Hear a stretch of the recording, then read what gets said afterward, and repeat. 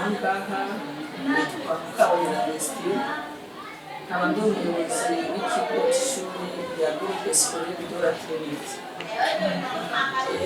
Nkaba ngira ngo rero bagezeho amateka ya korali Nshobozamwami.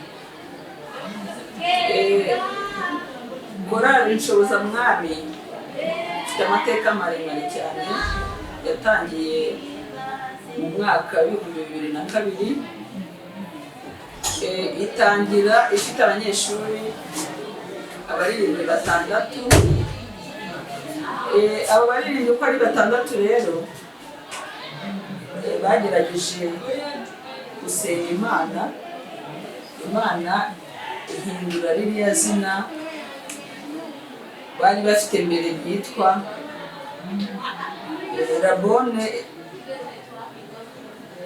Rabone Esperance. Mbere nibwo batangiye aribo bayishyiriyeho iryo zina yitwa Rabone Esperance. Hanyuma baza gusenga Imana uko bari abanyeshuri 6, maze gusenga Imana ibahindurira izina ariryo ryitwa Korali Nshobozamwami. Abana rero bafashe igihe kinini, bafashe iminsi 3 basenga Imana ku buryo bayisabaga ko yabongerera n'abandi baririmbyi. Imana nyuma y'umwaka basoza umwaka yabahinduriye iryo zina ariryo ririho ubungubu Korali Nshobozamwami, ibongerera n'abandi baririmbyi baba baririmbyi 54. Ntabwo byagarukiye aho rero, abana basengaga umunsi wo kuwa kabiri niwo Imana yari yabahaye ko bagomba gusenga umunsi wo kuwa kabiri, bagasenga biyirije ubusa, bakora umurimo w'Imana, ndetse bageze aho bakora n'umurimo w'Imana bagera no hanze y'ikigo. Bageze hanze y'ikigo rero bagiye bajya gusengera muri ADPR Kanyabihongo, bajya muri ADPR Gahondo, aho hose ni mu murenge wa Kivumu. Barakomeza bajya muri ADPR Rusumo, bajya no muri ADPR Kivumu. Aho ntibarangirije aho rero, abaririmbyi bakomeje kwagura umurimo w'Imana, bajya no mu bigo by'amashuri, ariho bagiye gukorera ivugabutumwa kuri Groupe Scolaire Nyagahinika mu murenge wa Kigeyo, Ecole Secondaire Kimbiri ni mu murenge wa Kigeyo. Barakomeza bajya no Ecole Secondaire Nyabirasi ko mu murenge wa Nyabirasi. Abana rero bagerageje gukora umurimo w'Imana, uko bahavuye hakaza abandi, uko bahavuye hakaza abandi. Ubu rero kugeza uyu munsi abaririmbyi ba Korali Nshobozamwami bageze ku mubare wa 67. Abana rero ngira ngo bagiye babifashwamo n'abarezi, ari abo mu gihe cya mbere, ari nabo bari mu gihe cy'ubu bahari ubu, ari bo bakoze umurimo ukomeye cyane ku buryo bageze ku rwego rwo gusohora indirimbo. Kugira ngo rero babifashijwemo n'umwarimu Fabien, niwe ubahora iruhande umunsi ku wundi, iyo bagiye hanze barajyana.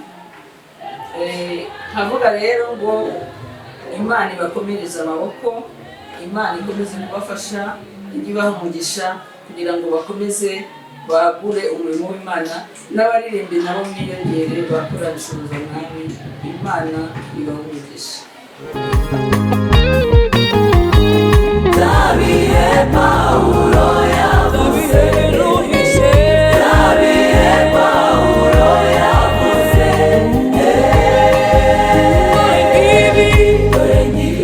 Kubashimira abantu badukurikiye, inshuti zacu, abakunzi bacu, Korali Nshobozamwami. Ni nka Presidente ya Coza Mwami ndabasuje mwese mudukurikiye. Yesu ashimwe.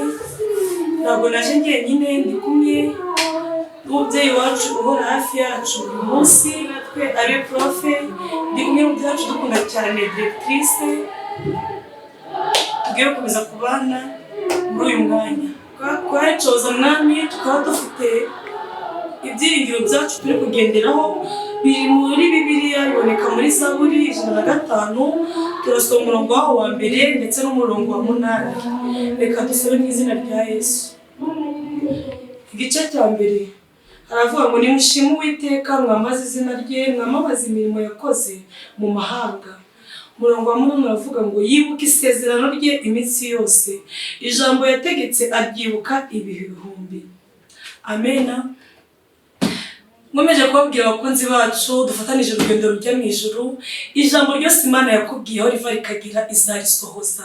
Natwe ngo Coza Mwami igikorwa turimo yagisezeranye n'abakuru bacu kuva kera, ariko ishimye ko mu gihe y'iki umunsi nk'uyu nguyu ari twibikoresha ibisohoza. Nawe rero nakubwira wicika intege ku byo Imana yakubwiye, ntagibeshya no kubikora izabikora. Murakoze.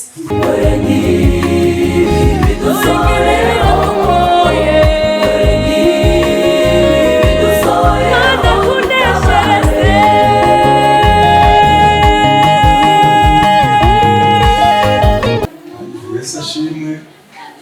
Nitwa Niyitegeka Fabien, nkaba ndi umurezi hano ku ishuri rya GS Trinité, nkaba ndi umurezi ukunze kubana na korali Shoboza Mwami.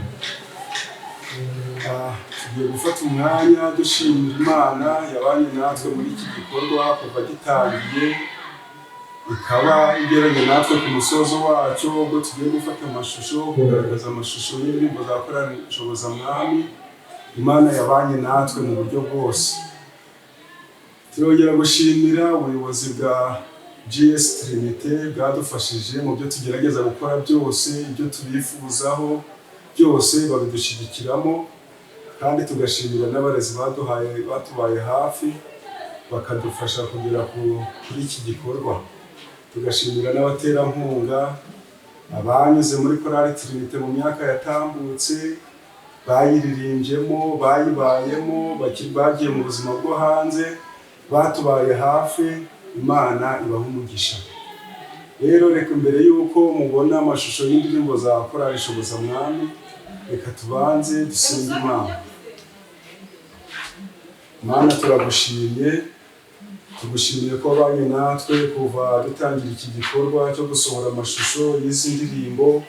Waradushyigikiye, waduteye inkunga. Mana, wahaye abantu umutima wo kuba hafi yacu, tukaba tugeze ku musozo wacu. Izina ryawe rihabwe icyubahiro. Turagushimiye rero ko wadufashije ukadushoboza, ugakomeza kubana natwe kugeza kuri uyu munsi. Nushimwe.